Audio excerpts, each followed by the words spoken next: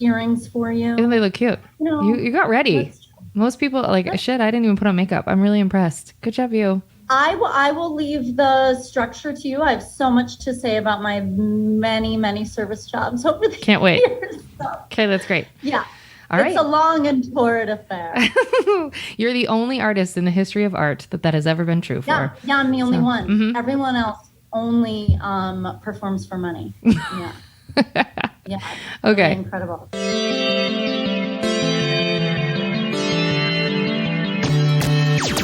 Oh, hi. You're listening to Service from Hell, a podcast featuring people that are currently in customer service positions or the lucky few that got out and all of the good, bad, and infinitely irritating things that go along with that work.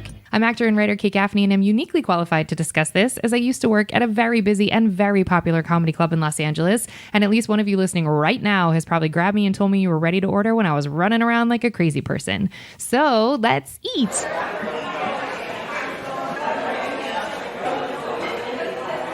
I'd like to welcome our guest, comic, actor, writer, and dancer, Kirsten O Brien, whose spirit animal is Elizabeth Berkley's character on Showgirls if it were a self-aware comedy, which some people would argue it was. Kirsten performs stand-up all over New York City and is the other half of the wildly successful The Boss Bitch Show, a show that is now becoming a podcast for your ears. If you don't catch her live and in person in New York, you can also catch that podcast, which we will have details for at the end of the show. Or you can see her live and in person as a sketch performer on the UCB-born show, The New York Cheeks, or the NY Cheeks. It's probably NY Cheeks because that's how it was written. I'm an asshole. I better know Kirsten from meeting her right now in real time on the podcast as we speak because she is a great publicist and she has a great vibe and we're just really going for it. And she has a great history with customer service. So Kirsten, tell us, what got you into comedy? How are you handling the whirlwind of all of everything that's happening for you? Congrats. Tell us all the things. Oh my God. Well, I just want to say, first of all, Kate, from a service perspective, that was one of the best intros I've ever had. You're so sweet. Truly, it was like you investigated the guests. I did. You know what I mean? It was like a high-end hotel. I felt like I was checking in. I felt like I was checking in at the Ritz-Carlton, like they said my name right. They knew where I was coming from. You're so sweet. Wow. That was, thank you. Thank you for that. Because sometimes it's Kirsten O Brien at the Bad Bitch, whatever. So. Well, this wasn't that. Of course. I really appreciate that. Well, the whirlwind, it is quite a whirlwind. That's how my brain feels right now. I cannot pronounce the word whirlwind. Yeah, wow. It's crazy times at Ridgemont High. We have our live show. We have our live show tonight, which, for the listeners, whenever this launches, it is the second Thursday of the month in New York City at the Comedy Shop. So we have that. We just got back we did some shows in Provincetown, Massachusetts, which was really fun. I'll bet.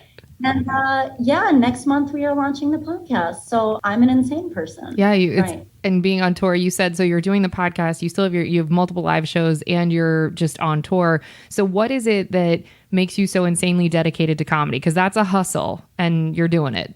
Ooh, it is a hustle, and I feel like in the grand scheme of comedian hustlers, I'm not even up there. I don't even rank. You know what I mean? Bless. In terms of people that are doing shows every single night, multiple shows a night.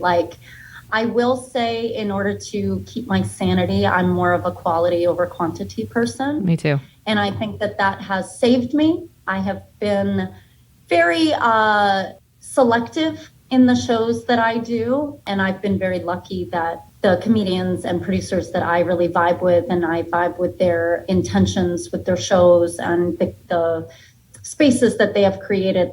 I'm very lucky that they have allowed me to be on their shows. So yeah, it's funny because it's the hustle. And then I meet comedians all the time that are like, who are you? Oh, that sucks. It's just the way it is, I guess. Okay. Yeah. It's all good. And I have my hands in a lot of cookie jars. You were correct. The New York Cheeks is how they say it. That used to be a team that I perform with, which, that's a whole thing. Used to be, doesn't exist anymore in New York City. So it's it's such a the pandemic, literally, I equate it to you know, when you can't find something and you just get so frustrated, you empty out your purse. Like, I feel like the pandemic was just like, we emptied out our purse on the bed. And we were like, fuck it, I'm going to find it. I love that. So did you, in the pandemic, were you like, I'm reevaluating comedy or what I want to be doing or putting my time towards? Yeah. I mean, I think we all did, you know, like at that time I think in like, maybe it's hard to time as like a cloud, you know what I mean? I think in like 2018, 2019, I was doing more stand up. And then I was also doing sketch comedy. I was on a team at the People's Improv Theater, the Pit, and we were doing shows there, but I was also still producing a stand-up show at the Pit, a weekly. And then I got more into sketch, and then I ended up getting on a UCB mod team. And, you know, that was such a huge goal for me for years. And I got on a team. We started in January 2020. Oh my God. That's brutal. Isn't that brutal? For the listeners, UCB, Upright Citizens Brigade, which is a longstanding sketch and improv theater, which have been in New York City for 20 years. They pulled their plug on their New York City theater and school and space. And so, yeah, I got on a team, which had been like, oh my God, I had like submitted for years and years. And I finally got an audition, and I finally like slayed the audition and felt so good about it. Got on a team. We had February, we had two shows. And then I remember we were rehearsing for the March show, which was supposed to be, I think it was supposed to be like March 17th or something around St. Patrick's Day. And I remember getting out of rehearsal, and, you know, all the crazy stuff like was happening, and like, you know, the news was buzzing, and it was like, what the fuck is going on? And I remember turning to my sketch teammates and our director and being like, you guys know we're not doing a show, right? Like, that's not happening. Like, they are not putting 200 people in a theater right now. Like, that's not going to happen. And like, everyone laughed at me. And then I was like, I'm so sorry, I was right. Like, yeah. So, you know, that happened. And Rachel Green and I knew each other through stand-up. And, you know, for most of the pandemic, I know a lot of creative people, especially stand-ups, like kind of hit that Zoom show hustle, and they were like on it, and they were just like, you know, just found a new groove and felt really creative, and were writing a lot and producing a lot of online content, and like, bless. And I have to say, for a very good chunk of the pandemic, basically from like March 2020 to October 2020, I didn't do anything. I did nothing creative, you know, and I didn't think anything was funny. I just didn't think it was funny. I didn't want to make it funny. I just felt like the things that were happening in the world, like as a comedian, I didn't want to make people laugh about it. It wasn't funny to me, you know, yeah. And I felt like that was like a real human reaction. Like, I even get like emotional thinking about it, because it just was like, no, I'm not here to be like your jester and make you laugh about what's going on. This isn't funny. Mm-hmm. Like, and it took a really long time for me to like find the funny again. And it was, and you know, and that was like sort of the beauty of stand-up, is that all you need is a mic and a light, you know? And a captive audience, you know? So that was like, I felt like stand-up, of all of the creative arts, was the first thing to come back, because it was so easy to produce, and you could do it outside, and people were doing rooftop shows at Tiny Cupboard and shows in Central Park, and like, people were making it work. They were doing outdoor shows, you know, at the outdoor spaces at comedy clubs and cafes. And that was the first show I did back, was Rachel's show that she used to produce called Venus Flytrap. And we did it on the roof of the Tiny Cupboard. And it was the first time I did stand up in like, it had to have at least been like a year, maybe 2 years, because I had been doing sketch a lot. And then her and I were like, well, we should produce something together, you know? we're very aligned comedically. You know, a lot of our content and material is sex positive and feminist, and you know, as you might know about the comedy community, you know, it's very white cis male dominated. Wait. I know. Pause. I know. What? That's the first time I've heard that. And so, you know, it was really, we felt very empowered in creating a space for female identifying people, for LGBTQIA plus and POC comedians. And not only to create a space for the comedians, but a space for New York City's diverse audiences. Like, I find it so interesting that you can go to a comedy show in New York City, like a typical stand-up show, and the audience is from all over the world.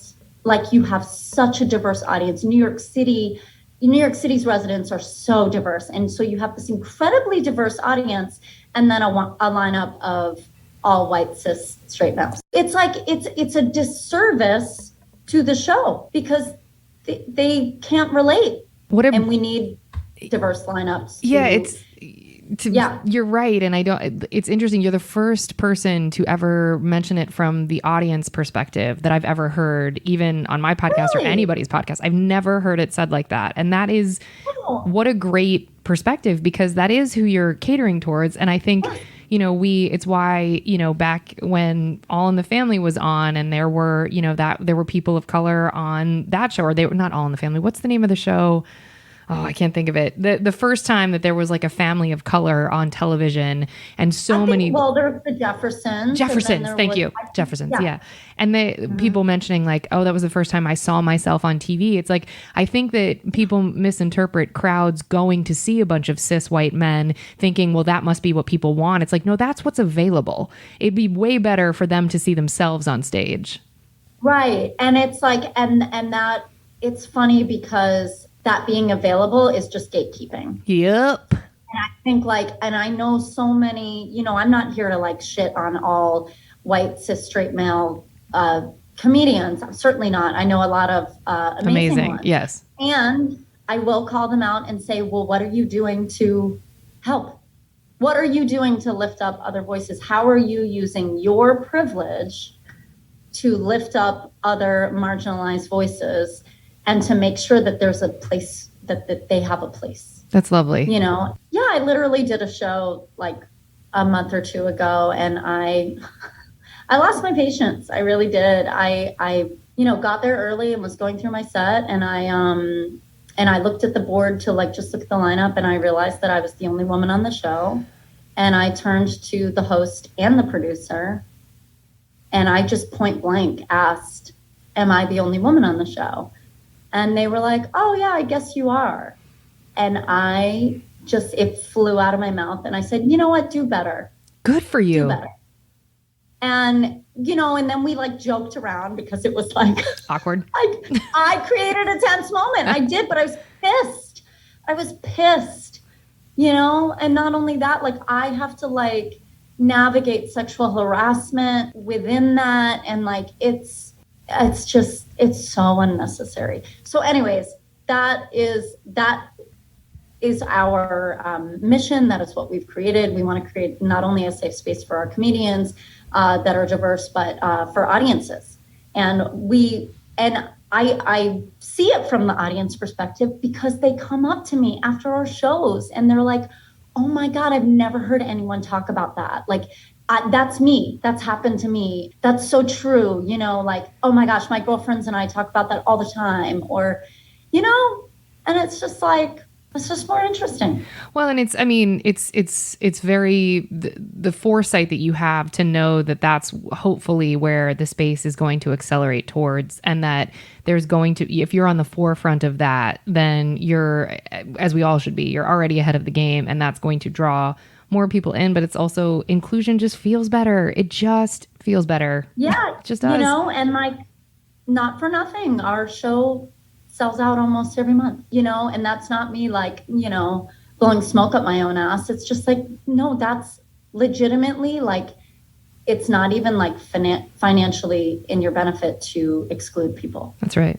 That's right. And if that's your bottom line, I mean, that's like, millions of studies have been done on like broad spectrums of like when countries invest in the education of women, that their GDP goes up. It's scientific. Well, that's statistics. There's a reason that Target puts out pride flags every June. It's like that's I doubt it's because corporate really gives a shit about the gay community. I think it's like their bottom line is getting met. Okay, so you have that's amazing, and you have a mission attached to your art, and that is also amazing. And so you guys decided to make, like, how is the format of the theater show, the live show, translating into a podcast? So they are different, and that was one of the things that we wanted to meet the need of our audience and the request of our audience to see us together. Because in our live show, Rachel and I switch off hosting and headlining. So we'll have about 5 or 6 comics in between, and one of us will host and one will headline, and we rotate. But we're never on stage together until the end of the show, and we're like, thanks for coming, get the fuck out,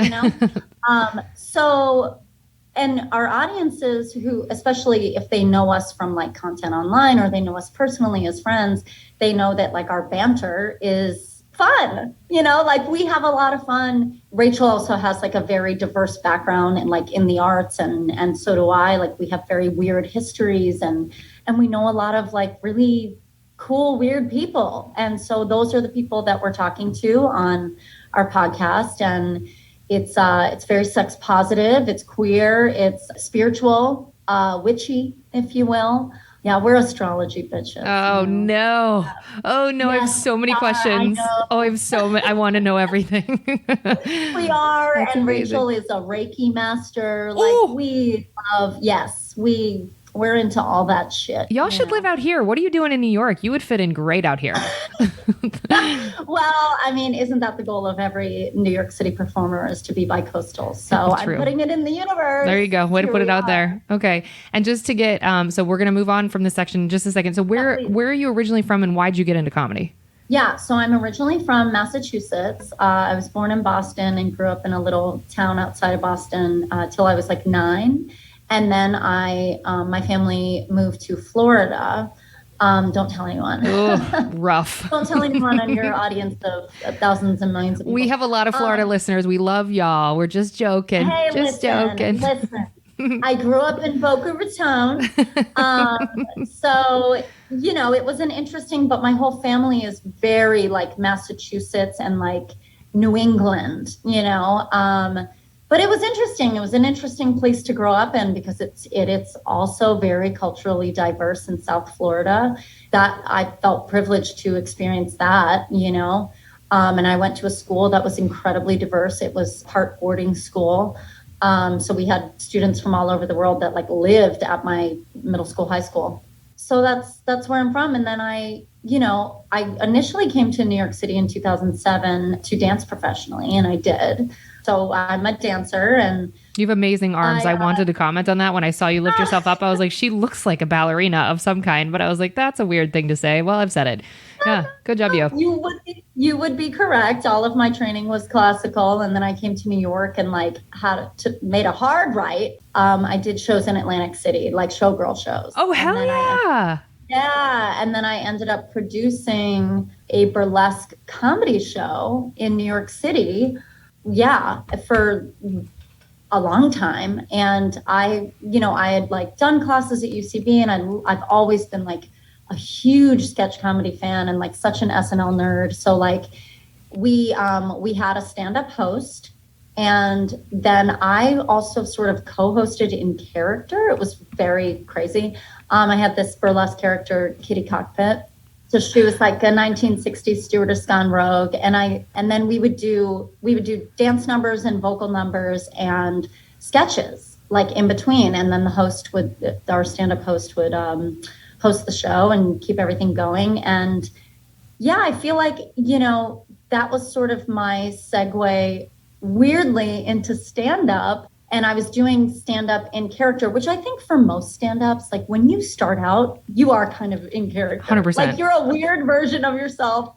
I even remember like the first time I did stand-up like as myself, and I got off stage and I was like, ew, that was so weird. I was like, that was so weird. Like, yep. what was the voice? I was using this weird voice and like, it was just so terrible. And I was like, that was terrible.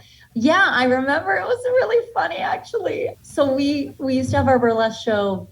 We had it at Broadway Comedy Club for a long time, and we had it 3 nights a week, which is totally insane. And that was like for 3 months. And then we also did a residency at Comics, which was that comedy club on 14th Street, which no longer exists. And when we were there, our host was Joe DeRosa.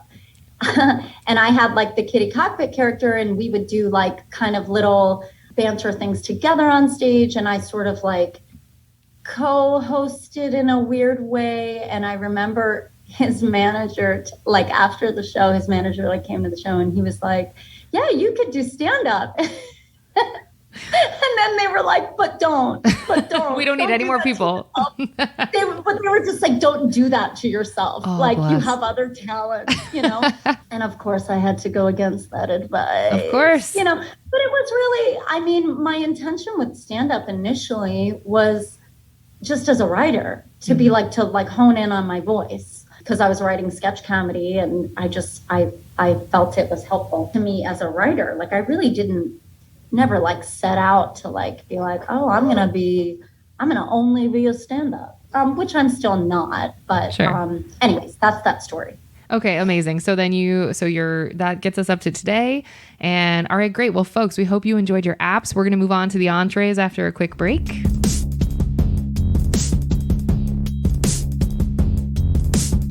We are back, and now it is time for the entrees. Okay, Kirsten, the way this works is I just hit you with some questions.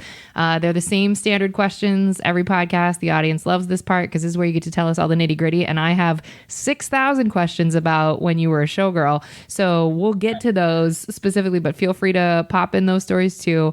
We start with the same question first always. What was your first job ever where the government was taking taxes out of your income? So some people say babysitting, paper route, whatever. You can say that, but if you can think of, I worked at a cafe at 16 or whatever. That's more what we're asking. Yeah, my first service job, I don't remember what the tax situation was because I was still in high school. So I think my parents still like filed my taxes as like so I don't know if it was like 1099 or W-2 or what the deal was, but I was a bar mitzvah dancer in South Florida. So I was like the punch it out girl, like with the, you know what I'm saying? Yeah, got it. That was my first job, and I dated a lot of DJs in their 20s, and it was very inappropriate. That's terrible. And it was such a great job for high school. Like I got paid to like dance at parties. It was so fun. And so for people who have not had the pleasure of going to a bar mitzvah and understanding what you were doing, essentially you're like a hype girl, right? So you're the girl that makes sure people, yeah. So can you explain to our non-Jewish audience or why that job is rad as hell? Because even if you're insecure, it's the best. Can you explain why? It's so great. It is such a great job, and I still do them from time to time, which is so funny. Oh, I bet. I'm actually doing one next week. Hilarious. I'll die. So you work with like the entertainment company, which is usually like at a bar mitzvah. It's at like some like hall, like some event space, usually very fancy. I grew up in South Florida, so like Boca Raton, like so many bar mitzvahs, like a huge industry. The entertainment company consists of like the MC, who's like the guy on the mic all night for the party, and the DJ, and then they would have dancers, and like we would like hand out party favors. We would have like choreographed, things for the kids to follow along with. And it was so much fun. It was so much fun. Well, and what I think is so interesting about that particular job is like you're the same age as or around the same age as the people 16, like and they were 12, 13 years old. Yeah. So you're like around the same age and you're trying to like, come on, kids, as if you're not a kid. Right. Like it's such a weird concept. Yes. And then I was going out with the DJs after parties to like clubs that I had no business being in, and because they like would DJ at the clubs and they would get me in. Did your parents know about that piece when? They did, and like that's a weird thing to like rationalize, but my parents are 20 years apart. Oh wow. So I think they have a weird concept, but when I look back at it, I'm like, no one out of high school should be picking up a girl from a high school parking lot. Like, inappropriate. Absolutely not. That's accurate. That's accurate. Well, we'll brush past that. Okay, so that was your first job. How many customer service specific jobs have you had? And I would argue comedy is customer service. So I feel like you're still in a version of it. But how many would you guess?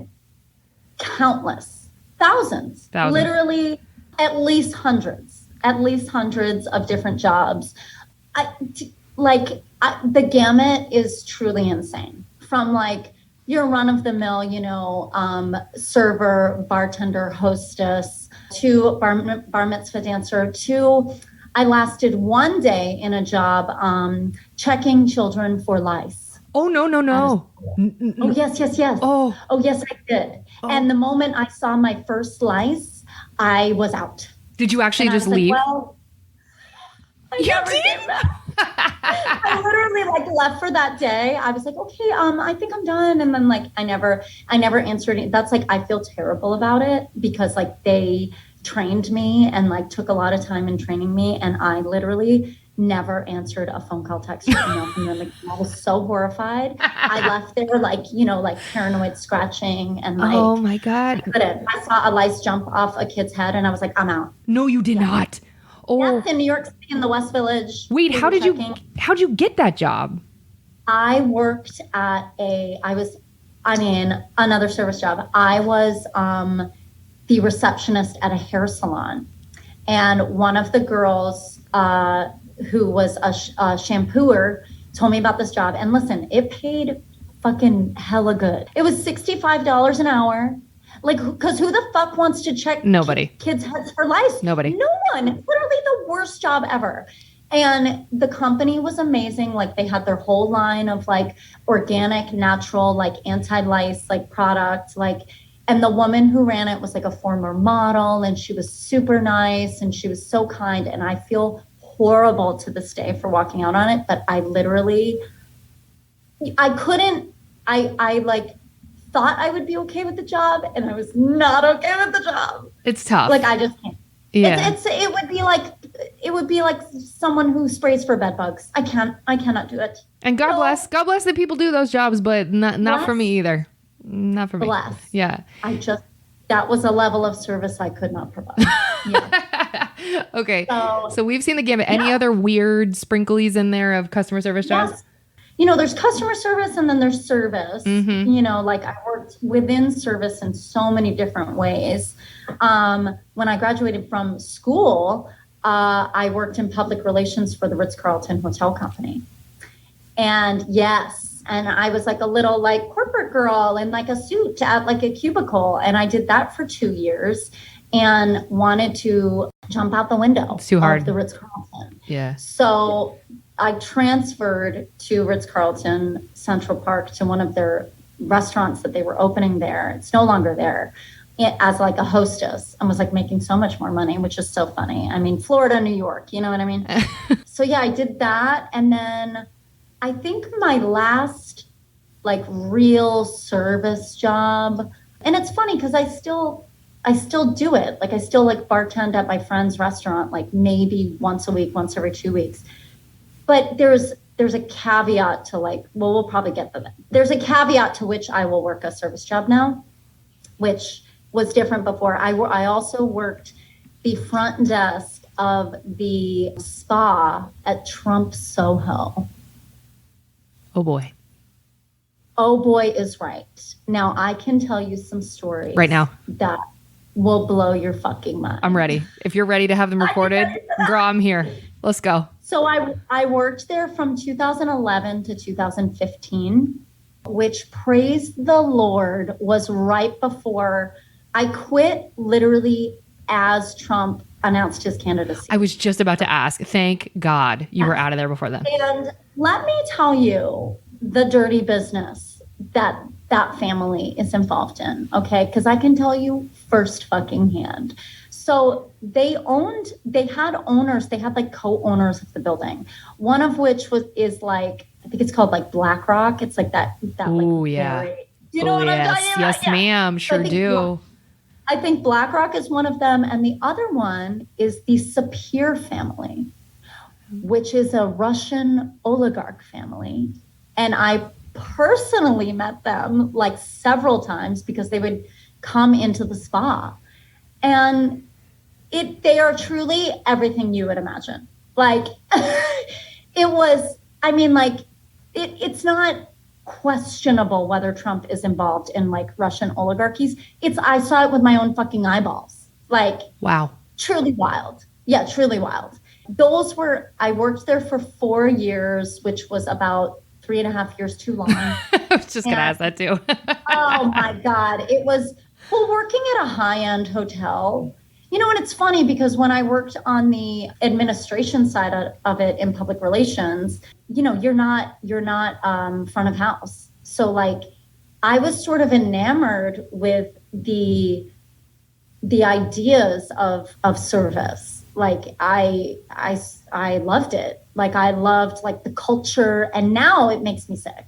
Like now because you see it from the other side, from like the front facing side, and like the customer is always right is like disgusting, like throw up, like, and just having to be that person to receive those kinds of guests. Yeah. And oh yeah, I have so many stories. That's probably my service job that has the most crazy stories. Can you think of anything offhand? I mean, the Russian oligarch shit is pretty crazy, but can you think? Oh, absolutely. So there was this one time, so like we were a spa, so we offered all these like spa services, and it was very like international hotel. It's in Soho, New York. Can I interrupt for just for people who don't know New York? So Soho, that neighborhood is, can you just describe it for the non-New York audience? Yes. South of Houston, Soho is a very like high-end neighborhood, loft apartments, $1 million apartments, very shishi. Like you literally get off the subway there and it's just like models everywhere. Like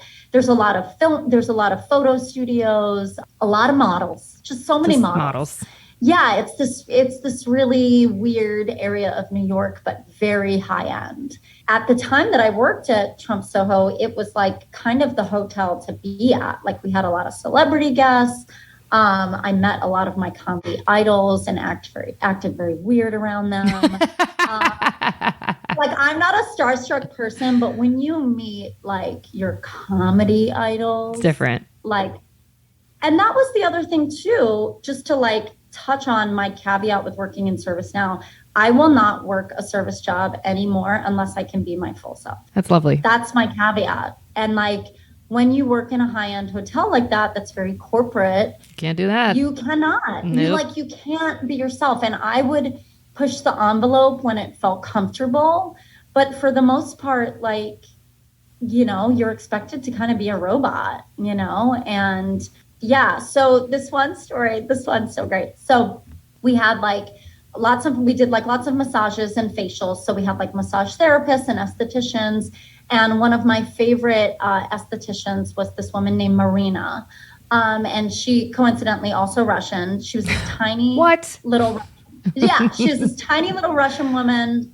She was so funny. She was just like so like tiny and adorable and hysterical. We had this guest that, when they check in for their appointment, like you can already tell. Mm-hmm. You can already tell like how this is going to go, And she was like this international guest, and she was just very cold and kind of like, like, let's go, and like most of our guests. Mm-hmm. And so she had a wax appointment, and like in the appointment book, like for waxing, you had to like put you're charged per part, like whatever part you're waxing. Yeah. When she booked it, she booked a lot of parts. She booked the legs, she booked the thighs, she booked the labia, the arms, she booked the nipples. Ma'am. Yeah, you can wax it all, honey. You can rip hair off of whatever. Anywhere there's hair. Okay. For the right price. Yeah, sure. So, how much was a nipple wax? Do you remember the line item? How much that cost? Each body part was like $35. I will die. Yeah, it's like hundreds of dollars to like wax her whole body. Okay. So so she goes into her wax appointment, and I think at one point Marina called downstairs to the desk in the middle of the appointment, and that's always like, oh, what's happening? Uh-oh. And she called down, and I was like, Marina, and she was like, we're going to need more time. She wants more wax, and I was like, okay. So I like add more time, and then it's like coming towards like the end of like her appointment time at the end of the night. And I was the only one at the desk. I think it was like a slow night, or I was the only one working or whatever. And I hear Marina, there was like this long hallway to like get to the locker room and the treatment rooms. And I hear Marina like coming down the hallway, like hoofing it. And I was like, uh-oh. And so I like step out from behind the desk, and I like look down the hall, and Marina is like coming for me. And I was like, Marina, are you okay? Oh my God. And she was like, I drop off guest in locker room before she come out. You need to add everybody part to check. I want nipple. She make me wax leg 4 times. She make me wax arm. I wax her chocha. I wax her asshole. You add every part to this check. And I was like, oh my God. And I'm like on the computer, like adding all the things. And like furiously, because this lady's going to come out like any minute to pay her bill. So I have to make sure that her bill is correct. Sure. And so the woman comes out, and, you know, very high-end service. Like we have like a dossier for the check, and I print out the check, I put it in the dossier and fold it, and I slide it across the desk. She opens it up and she goes, what is this? I did not get this waxed. And I was like, I'm sorry? Like, which part? I was like, oh, like, Marina, and I'm trying to be like delicate about it. And I'm like, so not your labia then? Could you point to me on the check which service you feel you did not receive? Oh, what a diplomatic way of saying it. Well done. That's why they hired you, girl. Right? Yeah. Because how am I going to tell? What am I going to say? Show me your pussy? Like, show me your bare fucking. Show me your butthole.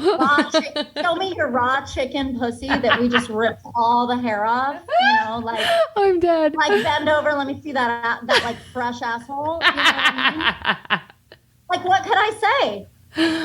So she was like, she points out, she's like, I did not get this. I did not have this. I did not have this. And I was like, and high-end service, you just got to take it off. Come on. Like, of course. And then she threatened me. She was like, you need to like take it off the bill because I know the owners of the hotel. Fuck off. And I'll speak with the manager if there's a problem. And like, so I'm the only one there. Like, I don't even think I had a manager like there or something. So yeah, she basically got like free asshole pussy wax. Like, she paid for like a fraction of the services that she got. And I always find that so funny. Yes, because I know what you're about to say. If you have worked in service, rich people don't pay for shit. Yes. And that is why they are rich. Yes. And it's so gross. It's so frustrating. Yes.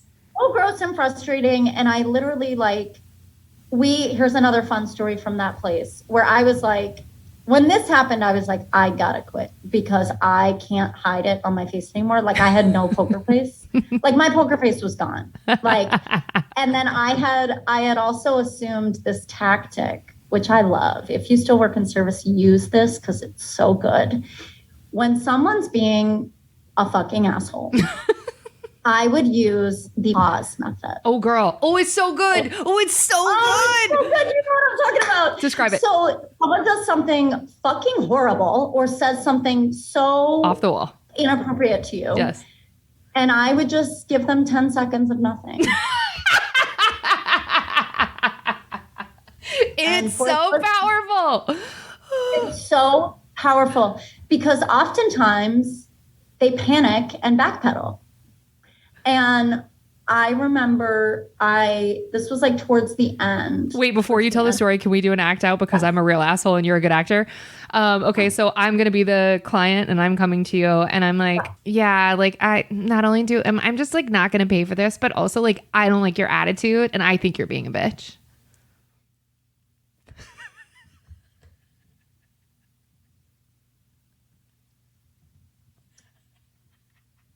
Sorry to hear that. I'm dead. I'm so sorry. there something I can do? Okay, now you can tell the story. I'm dead. I'm imagining their murdering them, gruesome death in my head. I'm so sorry. So tell the story then. Yeah, and it's just like, that's not healthy. No, like that's just not. No, like with standing, like maltreatment like that, it's just not. It's not good for your spirit. That's right. I drank so much when I worked at that job. Like I would leave that job and go straight to a bar. Like I've never done that in my life. Like I'm not even much of a drinker, like at all. Yep. And I would leave that job and have to go immediately to a bar. Like my nervous system needed to be settled. Yes. Needed to be, it was crazy. So I had this lady, so on our check, and oftentimes in hotels, gratuity is included. So they'll include it on the check. And then of course you can adjust it. You can add more, you can do whatever. So for services, it was an automatic gratuity of 17% for the service provider. So for the esthetician or the nail technician or, hairstylist, whatever. Which massage therapist. For New York, that's even kind of low. Like 17% is not high. Well, you should add more. Yeah. You should add more. So it was automatic 17% to the service provider. And then it was 1.5% pooled to the house, which was the cleaning staff. So 1.5 of every check was pooled between the 2 to 3 cleaning staff that was working. Was that line itemed under the 17% or was that part of the 17%? All line items. Got it. The total came to 20. Okay. It came to 20% total automatic gratuity. And then there was 1.5% pooled for the front desk staff. Okay. So whoever was working at the front desk that night, we split 1.5% of every check. Okay. So this lady goes to check out. And I, give her the dossier with the bill and I slide it across the desk and she looks at it and she was like, "What's this?" And I was like, which? Can I? And she was like, the gratuity. And I was like, yes. So we add 17% to every check, but you're welcome to adjust it or add if you like. And then 1.5% goes to the house and 1.5% is pulled between the front desk staff. And she goes, "Front desk staff? What did you do for me?" No, ma'am. I literally my jaw went, I was so basically said to my face that my job is irrelevant. Correct. And I'm literally providing you a service right now. Right now. I'm literally doing the job that you would tip me for, which is pooled 1.5%. I mean, I think it may have been $1. She was arguing 50 cents. Allow me to adjust that for you. Fuck off, Kirsten. No. You had to. You have to. That's literally you have to. So then so that dollar that she fucking argued, did she argue about the 17% or just the front desk? Just the front desk. And you had to take that on the chin and take away your own money. Oh yeah. I had to delete my own money from the check. That's the level of service that I am not willing to provide. And, it's so gross. It's gross. And it's just so gross. Yeah. And it was, that hurt my soul. And your point about what it does to your nervous system is so acute. Again, no one's ever said that. And that is 100% right. And it chips away at you in a way that you're not even aware of because it's like the frog in the boiling pot of water. You don't step in getting your soul crushed and having a foot on your neck. It's just it's gradual. It's a gradual. Did you have management that would gaslight you out of those emotions? Would you have management that would say to you, this is just the job?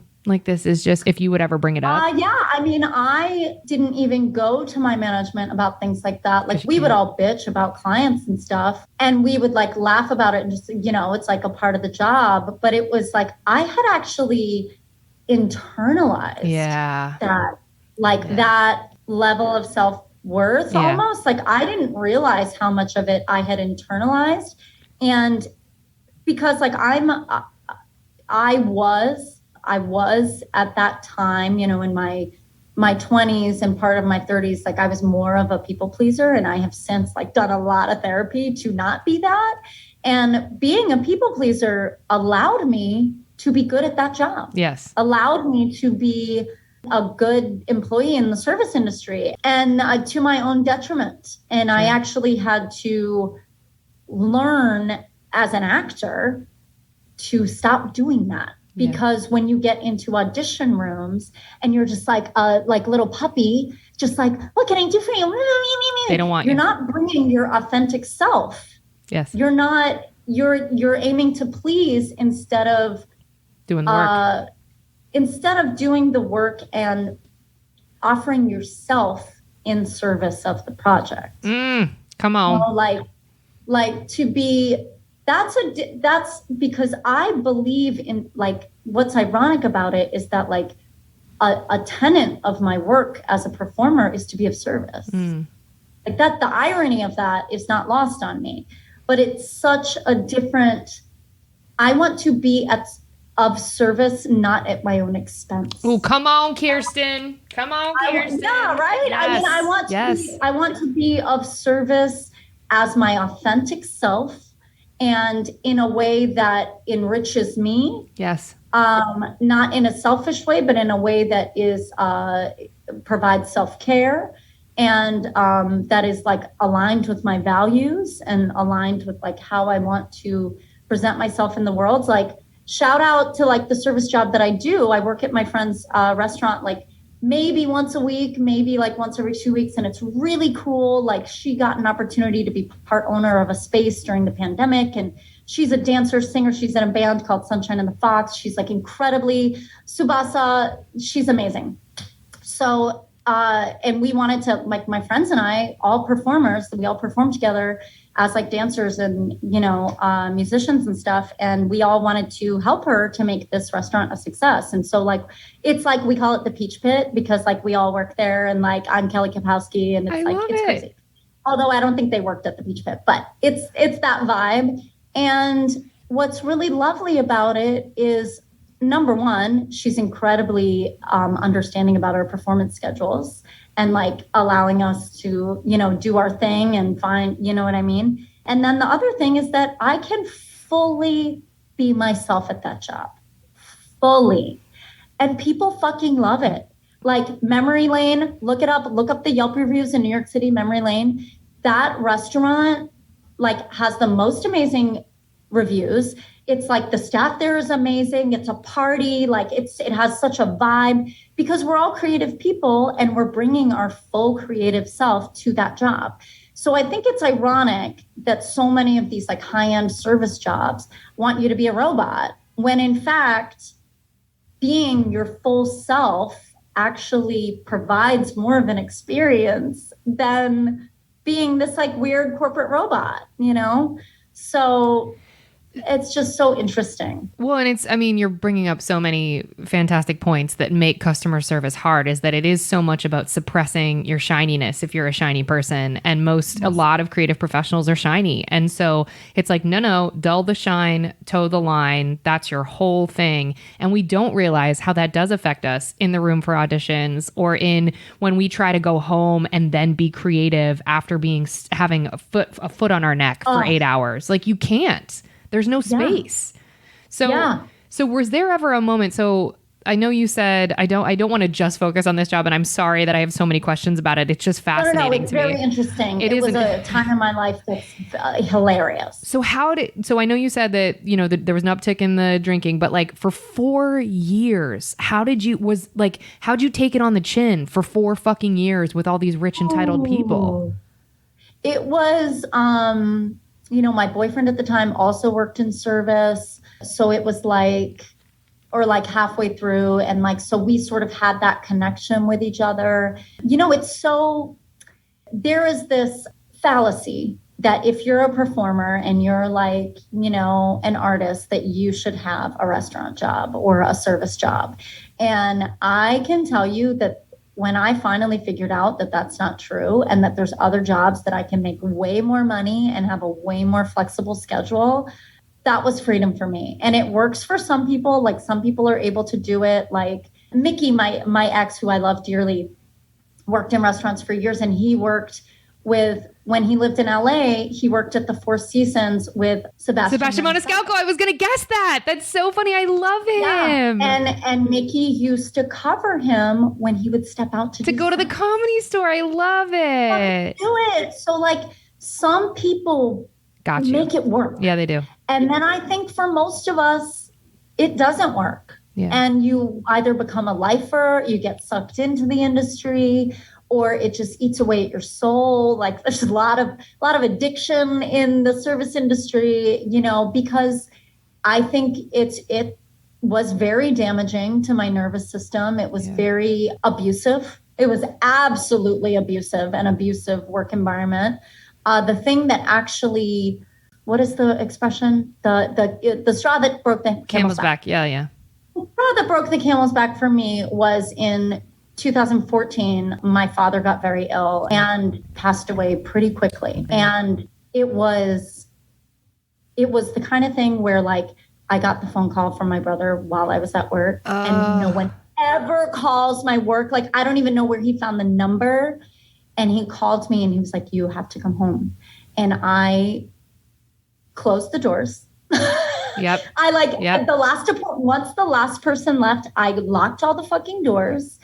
And I got in a cab to the airport. I purchased a ticket on the work computer, got in a cab straight to the airport, cried the whole way.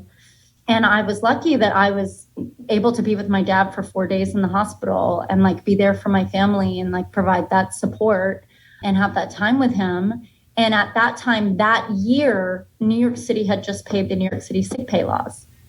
And the New York City sick pay laws include care of immediate family members. So if you don't know about the law, it was a law that allowed part-time workers to have sick pay. So you accrue 1 hour of sick pay for every 40 hours worked. So it's a way for people to like not go to work sick or be able to care for their sick kids that are home from school or a sick parent. Yeah. And it was the first year that it was there. And you know, and all of the businesses that like, there's caveats, like they didn't want it to affect small business. So like you have to have at least 50 employees in order to be eligible for, you know, to have to like pay into this. And I applied for it so that I didn't lose the money while I was, you know, so I wasn't like broke when I got back from New York. And I was with my dad for 4 days and then he passed and I had sent the paper or the email to be like, hey, I'd like to use my sick pay hours to cover the shifts that I missed. And they argued it. Fuck off. They argued it and I flew off the handle. Good. I flew off the handle and I sent screenshots of the law and was like, this is the law. And you're going to pay me. And my fucking dad just died. Right. And it was gross. It was so gross. And it was like a level of corporate culture that I was like, oh, no, ma'am. They don't give a fuck about me. Not a single fuck. They don't give a single fuck about me or what I'm doing. And like, they don't care about me at all. And they caved and they paid me. And then when I got back, I was like the most senior person at the desk and it was before the holidays. And I was like, hey, listen, normally in a hotel, you have to work every holiday. Yep. So I didn't ask for Christmas off, but I asked for Thanksgiving so that I could be with my your family. family. Yeah, my dad had just died. Like I wanted to be with my family for Thanksgiving and they tried to say no. And I was like, I went so apeshit. Good. That I was like, oh, this, like, I'm done. Like, I'm going to get through the holidays because the holidays were a huge moneymaker. So I was like, I'm going to get my money and I am the fuck out of here. Like, just so gross and inhumane. And like, it was just so, yeah. Yeah. There's 100 things I want to say, and I could talk to you for 6 hours, but I just feel like the pain of that when you don't even have the bandwidth to try and be able to shower because grief is choking you out, and then you have to find the fucking energy to argue with your job, to follow the law that exists on paper in ink and black and white, and you have to like, girl, I don't know how you didn't burn the whole goddamn building down. Like that, Right. That's insane. Right. So, so it's like when we're looking at, what's happening culturally in the US right now with like the great resignation, quote unquote, and like companies unionizing, like, this is why. This is why. And I am on the side of the worker. I'm on the side of unions. I'm a proud SAG-AFTRA member. Like this is why, because we need common fucking decency, humanity, that like you need to like, people need to be, and we saw it in the pandemic. Yeah. That like people were going to work sick with COVID because they didn't have a fucking choice. Because if they didn't go, they didn't make money. They couldn't feed their family, So it's like, and like not having universal healthcare, like I just can't believe that we're still here. Like we're still here. Yeah. Like I can't believe we're still fucking talking about this, Yeah. Like that was nature's way of like saying, oh my God, like I mean, please. I could go off, but I'm gonna bring it back. So in that 4 years, would you so you had a boyfriend that you could go to and you guys could commiserate, and there was a nearby bar. Was there ever like, did you think constantly about like, I'm going to walk out of here? Or was it mostly like you had numbed out so hard that you were like, I'm just going to keep going because the money's good enough and they'll work with my like dance schedule or my acting schedule? And they didn't. They did not. So then like that was the thing, is that like they didn't give a fuck about like my performance schedule. Like I did have a manager previous to that for a couple years. Amanda, I love you, Amanda Schmiggy. She was one of the best managers ever. And I loved her. And she was so supportive of me. And, even with that, even with a great manager, it was soul sucking. Yeah. Like just the service part of it and withstanding like abuse from clients and guests. Like it was so rough. Like you just, like you said, you have to suppress so much, and suppression turns into disease. Yeah, it does. Whether that's alcoholism or some other kind of cancer, like when you suppress emotions like that, the body remembers. The body keeps the score, if you know that book. So like if you are at a job that you are suppressing who you are, your basic human rights, like what your self-worth, get out, because you will pay. You will pay. And I understand that that's like easier said than done. For a lot of people it's just like next to impossible, but fuck that's why I think that's why we're seeing this great resignation, because people are like, for what? Yeah. For what? Yeah. Like, all of these like,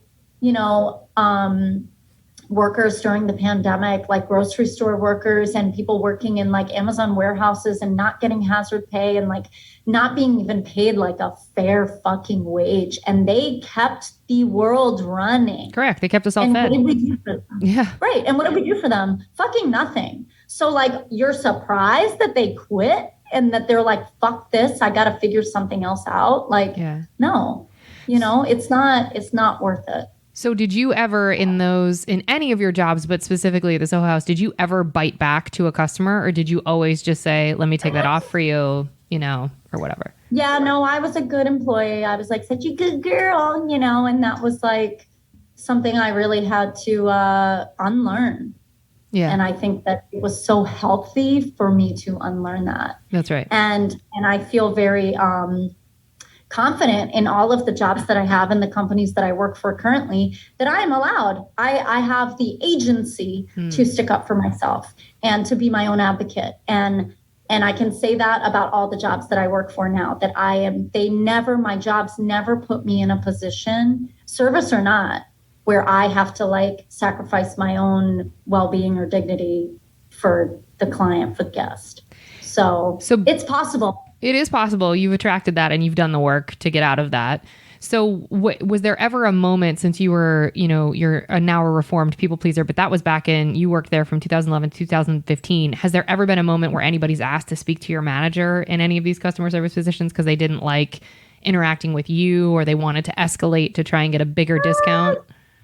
I'm sure there was. That happened all the time of like, I'm going to speak to the manager because they like wanted to get something taken off their bill usually. And like, usually I would just be like, I'll just do it. Like, yeah, no need to escalate. Get out of my face. Yeah. Just like literally go away, So generally you're like, they probably did, but you just took care of it. Yeah. Almost every job that I've ever had, pretty much every job that I've ever had, I'm always quickly put into a managerial position, like a lead position or dance captain. And it's just like, because I do have that ability to like take it to the chin and problem solve. And so it makes me a good employee in a lot of ways, but I have changed as a person so that it's not at my own expense. Sure. Well, let's pivot from that job, or just in general. Can you think of the weirdest thing you've been asked to do whilst you were on the clock? Oh my God. I mean, so I still work gigs as like a dancer. Okay. And like private events, like, birthday parties, weddings, whatever, big corporate events. And we have done some weird shit that like clients ask for. One time it was this corporate party and it was like the CEO's birthday, and like so corporate. They were like, he loves Diet Coke. Like that was the most interesting factoid they could about him. And they're like, he loves Diet Coke, so we're going to do something special for him. So myself and my friend Taylor were hired to be dancing Coke cans. And we did a choreographed dance to Ice Ice Baby as Diet Coke cans. Okay. And that's like not even nearly the weirdest gig that I've done. Like I wish I could think. I've been like body painted. I was like body painted, like fully naked and like only covered in body paint, like for many, many gigs. That's got to be so hard. How do you?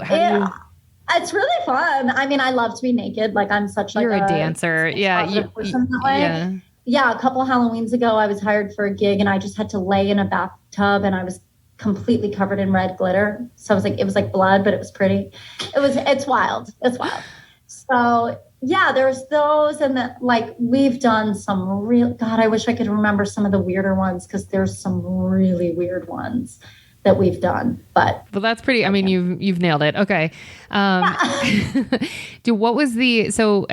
Since you've never told a customer to fuck off, or like you've never towed the line that way, did you have like, besides the 10-second pause, did you have something you would say that in your head you're like, I just told you to fuck off, but you don't even know I just told you to fuck off, like in a very polite sort of corporate-y way? Or did you really just like take it off and not say anything snarky? I think the pause was the technique that I used quite a bit, which was so fun. It's a great one. And then sometimes there was like corporate speak for things. Yeah. And I can't remember them. I think I've blacked them out. Good for you. I'm traumatized.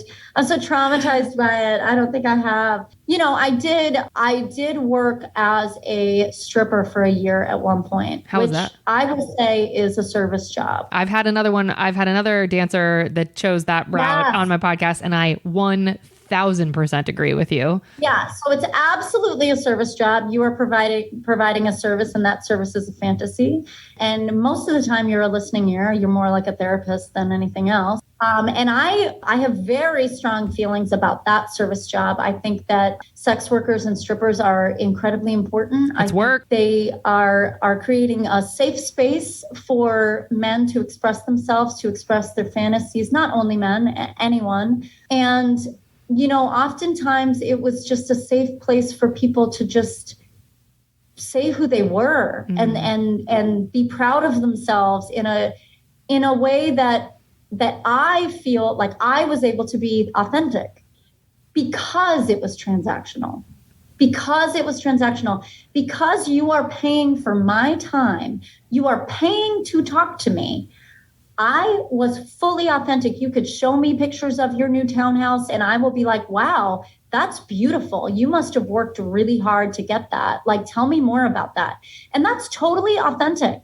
And that man might not be able to do that he might not be able to do that to just some woman in a bar, because that woman might be like, ugh, you're bragging, like you're being tacky, whereas in this transactional relationship, I can really hold space for this person and, hold space for their fantasies, sexual or not, like whatever fantasy I'm creating for them. And in that environment, I was able to say, go fuck yourself.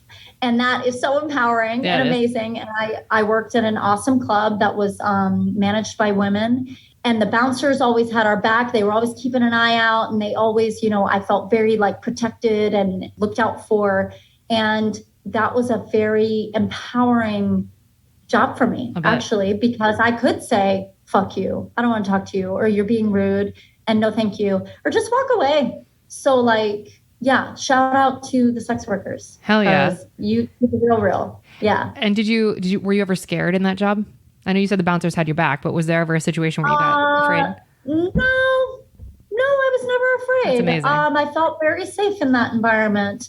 Honestly, there were other environments in service where I felt more unsafe. There's horror stories in like spas of like people being sexually inappropriate and like, flashing or like, hitting on therapists or like, pulling their dick out and like, and having to like take that to the face, pardon the expression. Whoa. Yeah. And in the same breath, sex workers and strippers also need workers' rights. They also, I totally support them unionizing and having the same rights that everyone else does in a workplace. Because it's work. Because it's work. And they should be protected like everybody else. Mm-hmm. And it's a service. And if you think that stripping or being a sex worker is selling your body, but you don't think that being a coal miner or an NFL football player is selling your body, you don't have a problem with selling the body. You have a problem with female sexuality. Bingo. And also, if just because you think something's morally reprehensible or you have an objection doesn't mean people aren't still going to do the thing or reach out for the thing or want the thing. So your opinion doesn't change the facts of what the economy is based upon. Oh, I could scream forever about this. And people have their own boundaries, even like within sex workers. Like, no, did I exchange sex for money? No, I didn't. But I provided a service within the boundaries that I'm comfortable, and anyone who does that, that's their prerogative. Correct. I don't have a moral judgment of that. It's just not within my boundaries. Sure. Girl, I could have you on for 6 hours. We're going to have to talk to your publicist and get you on again. Okay. So, do you personally tip? And if so, how much? Absolutely. I am like a gross tipper. I have friends that will get upset with me that they're like, really? We have to leave that much? And I'm like, yes, we do. 20% is the fucking minimum. Okay. If not 25%. Do you ever tip? Are you ever in a situation where you're like, I will not put $1 down?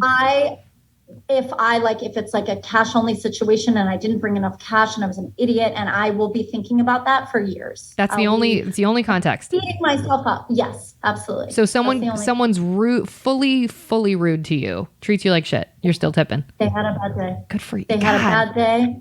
Everybody has a bad day. I don't know their story. I don't know how much bullshit they have put up with that day.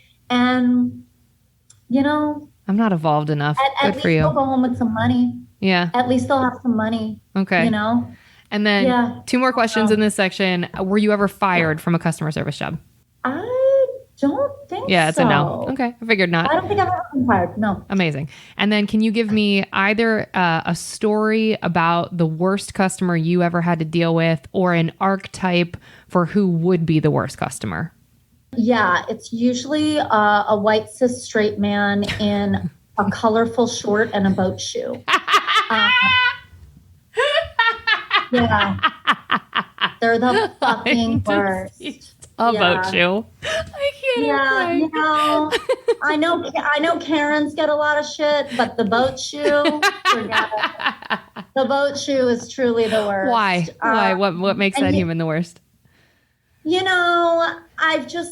It's just privilege. Word. It's white male privilege, and it's entitlement, and it's just gross. It's gross. And even without that physical description, my some of my worst experiences in service have certainly been with straight cis white males. And, yes, a lot of Karens, a lot of white women. Ooh, I mean, white women really gotta like get their shit together. So yeah, that's the descriptor. Okay. And I would say probably that lady who made me take the 1.5% off, that was probably my worst experience. She can fuck right off. Yeah. All right, great. Yeah. Well, now we're going to move on to the good stuff. We hoped you saved room for dessert.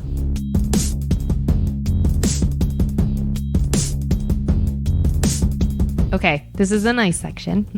What's the nicest thing a customer has done for you whilst you were working? Here's the thing. This is why I think like I'm so adamant about tipping, because at the end of the day, money talks. Money talks. And, if you're working a service job, you ain't rich. I don't care what, there are very, very few service jobs where people are like actually making good money. They exist. They do. Like I know bartenders that make six figures for sure. Come on. Yeah. And bless, but they're still working on tips. So there used to be, it's like the nicest thing that's like from the heart. I can't really think of one, but there used to, our GM, and I can't remember his name, whatever, our GM at Ritz-Carlton Central Park when it existed used to, whenever he would come in, just have a stack of $100 bills. And anyone he interacted with, he gave $100 bills. Bless him. And that to me was like, you get it. You do. You get it. You get it that like we work really hard and we do it to make your job easier and to make this like a viable business and so that it's easy for everybody, and money talks. That's right. Money talks. Okay. Yeah. What's the best tip you've ever gotten at any of your customer service jobs? I did have a guy at the strip club who just kept giving me hundreds just to talk to him. Hell yeah. So sweet.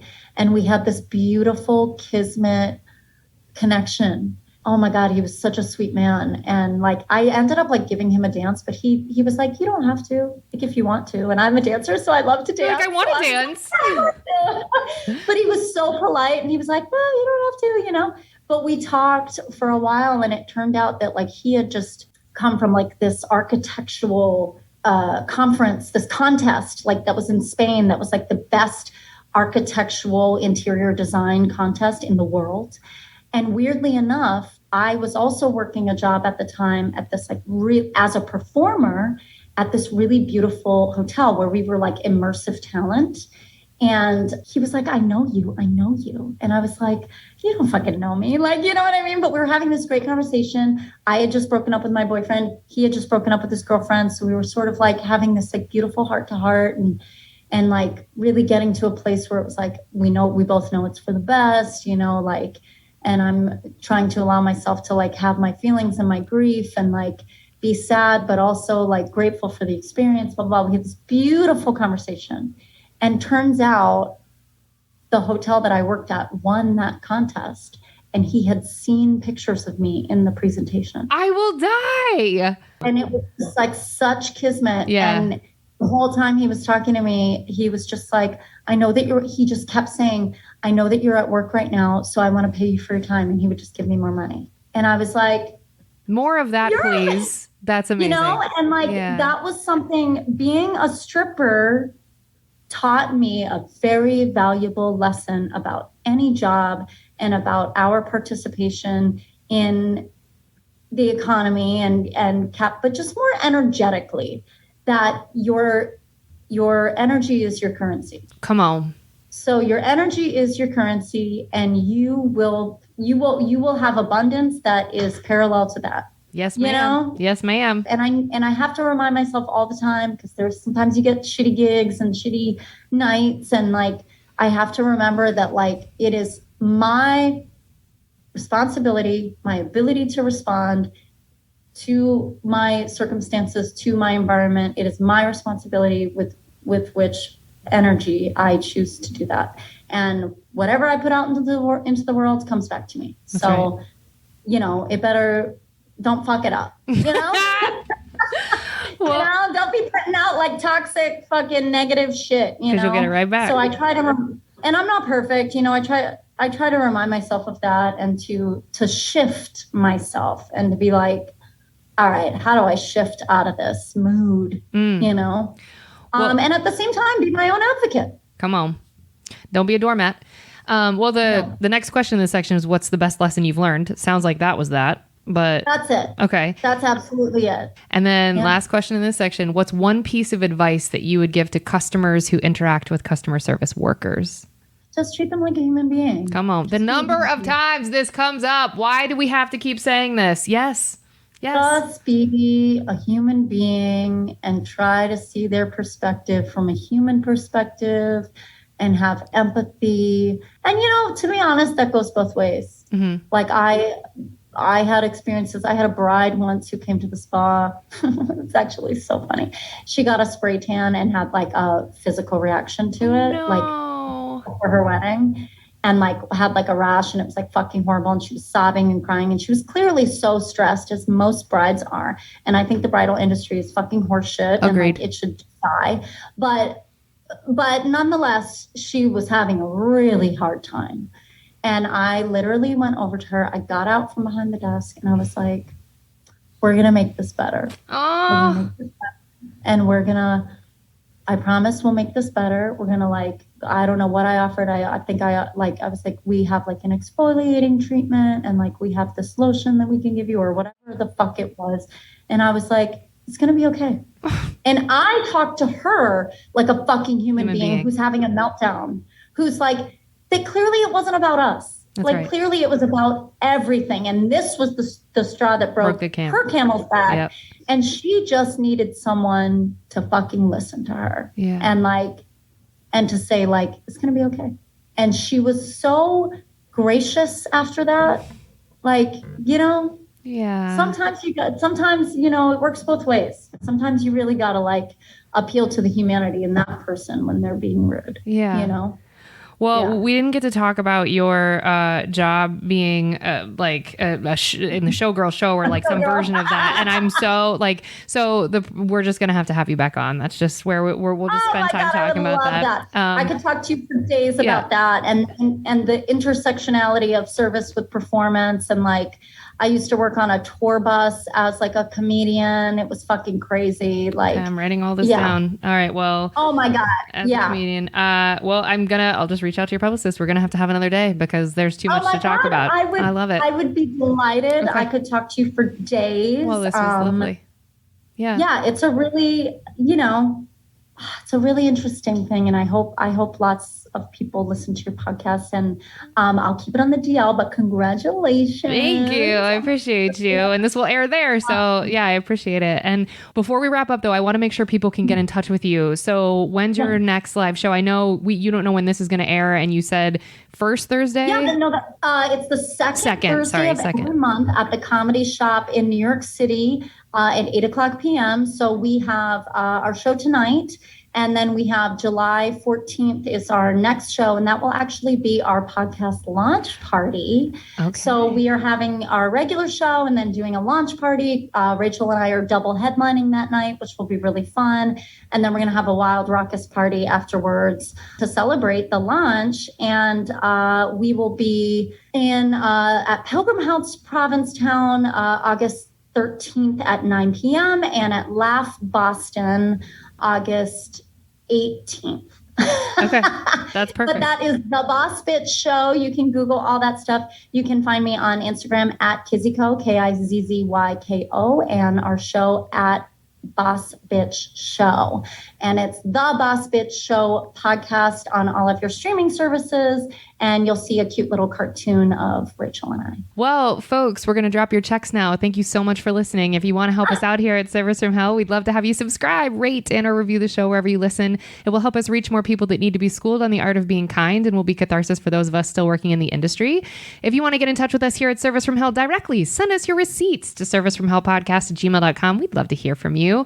And thank you, Sirius, for having us on. We love being on She's So Funny. Remember, if you can't afford to tip, you can't afford to go out. So don't be garbage and be good to people. It's easier that way. Thanks, Kirsten. This was lovely. Really appreciate your time. Thank you. And what a delight. Thank you so much. We're going to have you back on. You were lovely. All right, folks. Find Kirsten everywhere. Well, thanks, folks, for listening. Good night.